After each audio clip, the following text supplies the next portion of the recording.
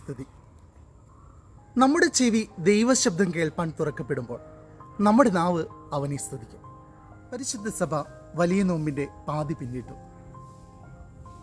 പ്രാർത്ഥനയാലും നോമ്പാലും ഉപവാസത്താലും ഞാൻ നിങ്ങളും ഇനിയൊരു 25 നാൾ കൂടി എപ്രകാരം മോശ പിച്ചള സർപ്പത്തെ മരുഭൂമിയിൽ നാട്ടി സർപ്പദംശനത്തിൽ നിന്ന് ഇസ്രായേൽ കുലത്തെ മുഴുവൻ രക്ഷിച്ചതുപോലെ കർത്താവിൻ്റെ വിജയശ്ലീവ നമ്മുടെ ദേവാലയ മധ്യേ നാട്ടി എന്നെയും നിന്നെയും രക്ഷയുടെ തുറമുഖത്തേക്ക് അടുപ്പിക്കുന്നു.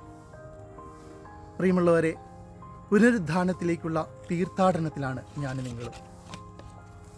നാം കേൾക്കുന്ന സുവിശേഷങ്ങൾ നമ്മുടെ ജീവിതത്തിൽ വിത്തുകൾ പൊട്ടിമുളച്ച് ദൈവത്തിൻ്റെ ഇഷ്ടം ഈ ഭൂമിയിൽ നിറവേറ്റപ്പെടുവാനായിട്ട് വചന വീളനിലമായിട്ട് ഞാൻ നിങ്ങളും മാറട്ടെ എന്ന് പ്രാർത്ഥിച്ച് ആശംസിച്ച് ഈ വലിയ നോമ്പിൻ്റെ ഈ പാതി നോമ്പ് കാലയളവിൽ ദൈവപ്രഘോഷണ പരമ്പരയ്ക്കായി Mukkannoor saint George Sihiyon youth association ഈ 25 ദിനങ്ങൾ, അതിൽ ആദ്യത്തെ ഈ ദിനം എഫാദ എന്ന ഈ സുവിശേഷ പരമ്പരയ്ക്ക് തുടക്കമിടുമ്പോൾ എനിക്ക് നിങ്ങളോട് പറയാനുള്ളത് കർത്താവിൻ്റെ ആ തിരുവചനം തന്നെയാണ്.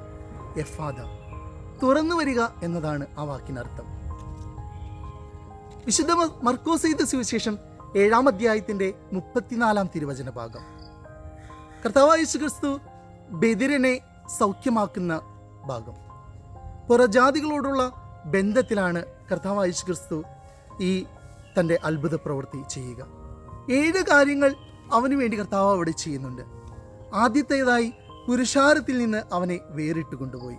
എന്തിനാണ്? അവനിൽ വിശ്വാസം ജനിപ്പിക്കുവാൻ. അവൻ്റെ ചെവിയിൽ കർത്താവ് വിരലുകൾ ഇടുന്നുണ്ട്.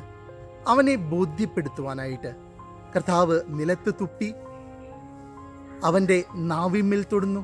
അവനെ സൗഖ്യമാക്കുവാനായിട്ട് കർത്താവ് സ്വർഗത്തിലേക്ക് നോക്കുകയാണ്. അവനെ പ്രാർത്ഥിക്കാൻ പഠിപ്പിക്കുന്നു. കർത്താവ് തുടർന്ന് നെടുവീർപ്പിട്ടു.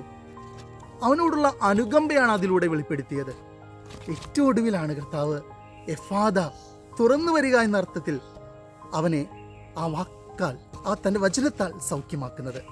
ഇന്ന് എൻ്റെയും നിൻ്റെയും ജീവിതത്തിൽ കർത്താവ് വിളിക്കുന്നുണ്ട്, എന്നെ തൊടുന്നുണ്ട്, എഫാദ എന്ന് വിളിച്ചുകൊണ്ട്. ഞാനും നിങ്ങളും തുറന്നു വരേണ്ടതുണ്ട്. എവിടെ നിന്നാണ്? എൻ്റെ ബന്ധനത്തിൽ നിന്ന്, പാപമുള്ളുകളിൽ നിന്ന്, പാപബന്ധനങ്ങളിൽ നിന്ന് ഞാൻ തുറന്നു വന്ന് കർത്താവിൻ്റെ ഇഷ്ടം ഈ ഭൂമിയിൽ നിറവേറ്റുമ്പോൾ ഈ നോമ്പിനും പ്രാർത്ഥനയ്ക്കും ഉപവാസത്തിനൊക്കെയും അർത്ഥമുണ്ടാകും. എൻ്റെയും നിൻ്റെയും ജീവിതത്തിൽ കർത്താവ് ഇടപെടട്ടെ എന്ന് മാത്രം ഈ നോമ്പ് കാലയളവിൽ പ്രാർത്ഥിച്ച് ആശംസിച്ച് Mukkannur cent George Sihiyon youth അസോസിയേഷൻ്റെ ഈ ദൈവ പ്രഘോഷണ പരിപാടിക്ക് എല്ലാ ഭാവുകങ്ങളും നേർന്നുകൊണ്ട് നിർത്തുന്നു. ദൈവം അനുഗ്രഹിക്കട്ടെ.